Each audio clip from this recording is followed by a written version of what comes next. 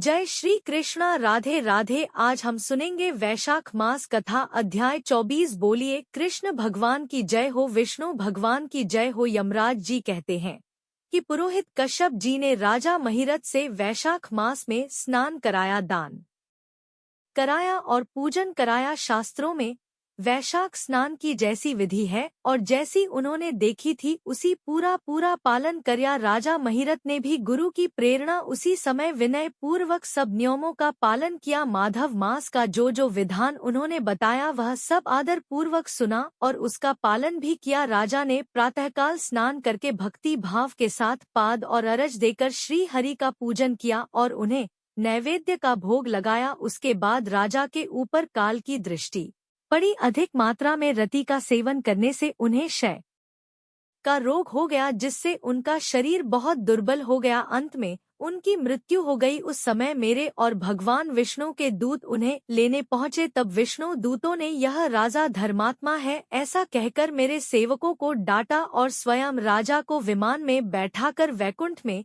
ले गए। वैशाख के महीने में प्रातः काल स्नान करने से राजा के सभी पातक नष्ट हो गए थे। भगवान विष्णु के दूत अत्यंत चतुर होते हैं।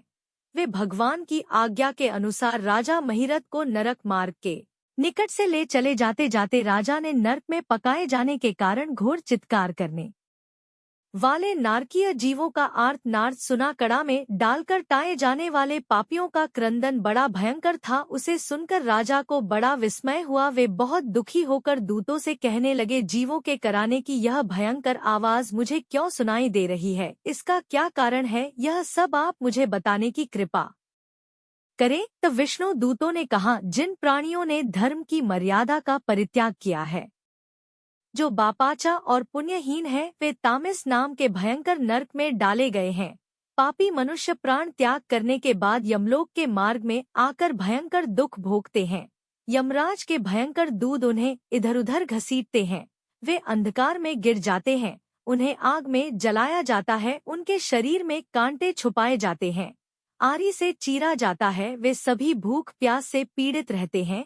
पीप और रक्त की दुर्गंध के कारण उन्हें बार बार मूर्छा आ जाती है। कहीं पर वे खलाए हुए तेल में उठाए जाते हैं और कहीं पर उन पर मसलों की मार पड़ती है। कहीं तपाए हुए लोहों की शिला पर डालकर उन्हें पकाया जाता है। कहीं वमन, कहीं पीप, कहीं रक्त, उन्हें यही सब मिलता है। मुर्दों की दुर्गंध से भरे हुए करोड़ों नरक हैं, जहाँ शरबत वन है, शिलापात के स्थान है और वहाँ की समतल भूमि भी आग से, तेल के मेदा के तपे हुए स्तंभ के और कूटशाल मली नामक के नरक भी हैं।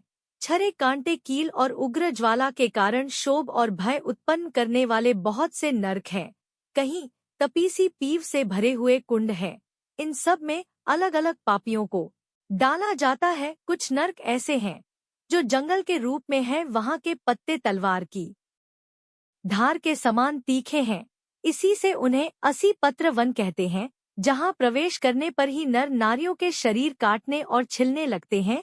कितने ही नरकखोर अंधकार और आग के लपटों के कारण, बहुत तारुण्य, बार बार यातना भोगने के कारण पापी जीव नाना प्रकार के स्वर में रोते हैं और विलाप करते हैं। हे राजन, इस प्रकार यह शास्त्र विरुद्ध कर्म करने वाले पापी जीव कराते हुए नरक आत्मा का कष्ट भोग रहे हैं। उन्हीं का यह क्रंदन हो रहा है। सभी पापियों को अपने कर्मों का भोग तो भोगना ही पड़ता है। पराई स्त्रियों का संग प्रसन्नता के लिए किया जाता है, किंतु वास्तव में वह बहुत दुख देने वाला होता है। 2 घड़ी तक किया हुआ विषय सुख का आस्वादन अनेक कल्प तक दुख देने वाला होता है। हे राजन, तुमने वैशाख के महीने में प्रातःकाल स्नान किया है, उसकी विधि का पालन करने से तुम्हारा शरीर पावन बन गया। उसे छूकर बहने वाली वायु का स्पर्श पाकर यह क्षण भर के लिए सुखी हो गए हैं। तुम्हारे तेज से इन्हें बड़ी तृप्ति मिल रही है। इसी से यह नरक व्रती जीव करहाना छोड़कर अब चुप हो गए हैं। पुण्यवान का नाम यदि सुना या उच्चारण किया जाए तो वह सुख का साधन होता है और उसे छूकर चलने वाली वायु भी शरीर को लगने पर बड़ा ही सुख देती है। धर्मराज जी कहते हैं कि करुणा के सागर राजा महिरथ अद्भुत कर्म करने वाले भगवान श्री विष्णु के दूतों की बातें सुनकर बहुत द्रवित हुए। निश्चय ही साधु पुरुषों का हृदय मक्खन के समान होता है। जैसे नवनीत आग की आंच पाकर पिघल जाता है, उसी तरह से साधु पुरुषों का हृदय भी दूसरे के संताप से संतप्त होकर द्रवित हो जाता है। ठीक उसी समय राजा ने दूतों से कहा, इन्हें देखकर मुझे बड़ी व्यथा हो रही है। मैं इन व्यथित प्राणियों को छोड़कर नहीं जाना चाहता। मेरी समझ में सबसे बड़ा पापी वही है जो समर्थ होते हुए भी वेदनाग्रस्त जीवों का शोक दूर ना कर सके। यदि मेरे शरीर को छूकर बहने वाली वायु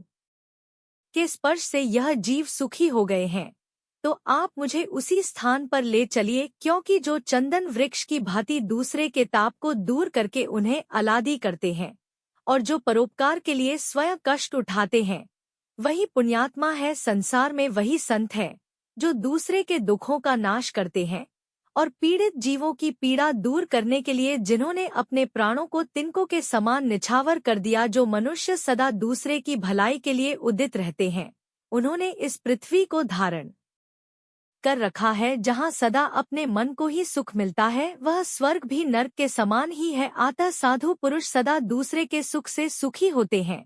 यहाँ नर्क में गिरना अच्छा, प्राणों से वियोग हो जाना भी अच्छा, किंतु पीड़ित जीवों की पीड़ा दूर किए बिना एक क्षण का भी सुख भोगना अच्छा नहीं है। तब दूतों ने कहा, है राजन, पापी पुरुष अपने कर्मों का फल भोगते हुए भयंकर नर्क में गिराए जाते हैं।